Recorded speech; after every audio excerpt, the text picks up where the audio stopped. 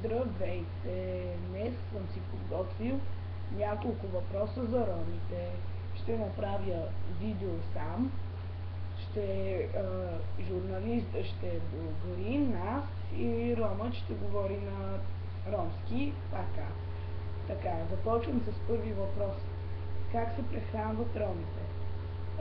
Гледай са. Ние се прехранваме с каквото намерено на контейнера, или каквото хората са изхвърлили на улицата, нападнал по тротуарите, по улиците, по копата и така. Втори въпрос. Как издържат семействата си ромите?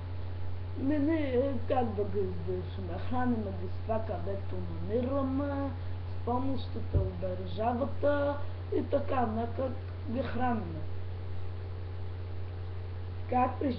Как преживяват с помощите от държавата ромите?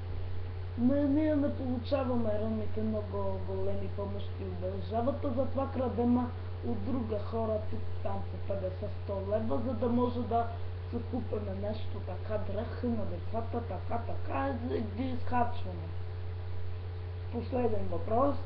Как ходят на училище с децата си ромите? Как? Най-обикновено една раница, даже раница моето семейство не носи децата, една тетрадка и една химикалка, там с дакълките, как се разбираме и така. Това беше края на интервюто.